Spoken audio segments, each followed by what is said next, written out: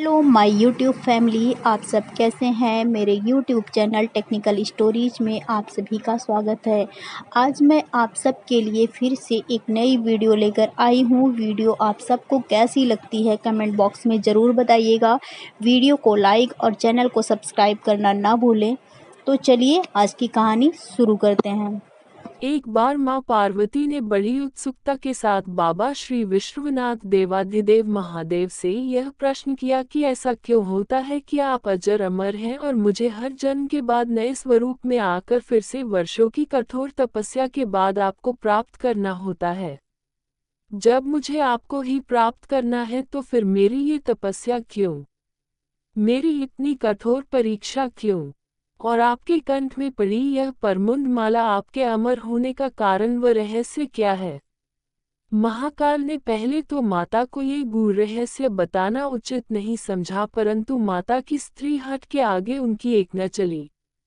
भगवान शंकर ने माँ पार्वती जी से एकांत व गुप्त स्थान पर अमर कथा सुनने को कहा, जिससे कि अमर कथा को कोई भी जीव, व्यक्ति और यहाँ तक कोई पशु पक्षी न सुन ले, क्योंकि जो कोई भी इस अमर कथा को सुन लेता वह अमर हो जाता। इस कारण शिव जी माँ पार्वती को लेकर किसी गुप्त स्थान की ओर चल पड़े। सबसे पहले भगवान भोले ने अपनी सवारी नंदी को पहलगाम पर छोड़ दिया, इसलिए बाबा अमरनाथ की यात्रा पहलगाम से शुरू करने का बोध होता है। आगे चलने पर शिव जी ने अपनी जटाओं में चंद्रमा को चंदनवाड़ी में अलग कर दिया और गंगा जी को पंचतरणी में और कंठाभूषण सर्पों को शेषनाग पर छोड़ दिया। इस प्रकार इस पड़ाव का नाम शेषनाग पड़ा। आगे की यात्रा में अगला पड़ाव गणेश टाप पड़ता है। इस स्थान पर बाबा ने अपने पुत्र गणेश को भी छोड़ दिया था, जिसको महागुना का पर्वत भी कहा जाता है। पिस्सू घाटी में पिस्सू नामक कीड़े को भी त्याग दिया। इस प्रकार महादेव ने अपने पीछे जीवनदायिनी पांचों तत्वों को भी अपने से अलग कर दिया। इसके साथ मां पार्वती संग एक गुप्त गुफा में प्रवेश कर गए। कोई व्यक्ति, पशु या पक्षी गुफा के अंदर प्रवेश कर अमर कथा को न सुने, इसलिए शिव जी ने अपने चमत्कार से गुफा के चारों ओर आग प्रज्वलित कर दी। फिर शिव जी ने जीवन की अमर कथा मां पार्वती को सुनाना शुरू किया। कथा सुनते सुनते देवी पार्वती को नींद आ गई और वह सो गई, जिसका शिव जी को पता नहीं चला। भगवान शिव अमर होने की कथा सुनाते रहे। इस समय दो सफेद कबूतर श्री शिव जी से कथा सुन रहे थे और बीच बीच में गूं गूं की आवाज निकाल रहे थे। शिव जी को लग रहा था कि मां पार्वती कथा सुन रही है और बीच बीच में हुंकार भर रही है।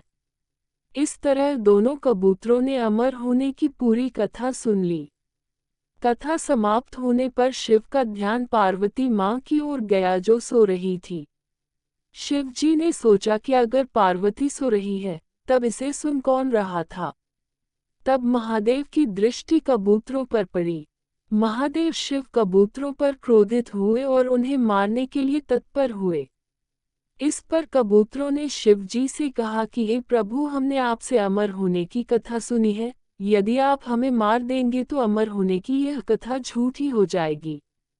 इस पर शिव जी ने कबूतरों को जीवित छोड़ दिया और उन्हें आशीर्वाद दिया कि तुम सदैव इस स्थान पर शिव पार्वती के प्रतीक चिन्ह के रूप में निवास करोगे। अतः ये कबूतर का जोड़ा अजय अमर हो गया। माना जाता है कि आज भी इन दोनों कबूतरों का दर्शन भक्तों को यहाँ प्राप्त होता है। इस तरह से यह गुफा अमर कथा की साक्षी हो गई व इसका नाम अमरनाथ गुफा पड़ा, जहाँ गुफा के अंदर भगवान शंकर बर्फ के निर्मित शिवलिंग के रूप में विराजमान है। पवित्र गुफा में मां पार्वती के अलावा गणेश के भी अलग से बर्फ से निर्मित प्रतिरूपों के दर्शन किए जा सकते हैं। इस पवित्र गुफा की खोज के बारे में पुराणों में भी एक कथा प्रचलित है कि एक बार एक गर्रिये को एक साधु मिला, जिसने उस गर्रिये को कोयले से भरी एक बोरी दी, जिसे गर्रिया अपने कंधे पर लादकर अपने घर को चल दिया। घर आकर उसने बोरी खोली तो वह आश्चर्यचकित हुआ, क्योंकि कोयले की बोरी अब सोने के सिक्कों की हो चुकी थी। इसके बाद वह गर्रिया साधु से मिलने व धन्यवाद देने के लिए उसी स्थान पर गया जहां पर साधु से मिला था। परंतु वहां उसे साधु नहीं मिला, बल्कि उसे ठीक उसी जगह एक गुफा दिखाई दी। गर्रिया जैसे ही उस गुफा के अंदर गया तो उसने वहां पर देखा कि भगवान भोले शंकर बर्फ के बने शिवलिंग के आकार में स्थापित थे। उसने वापस आकर सबको ये कहानी बताई और इस तरह भोले बाबा की पवित्र अमरनाथ गुफा की खोज हुई।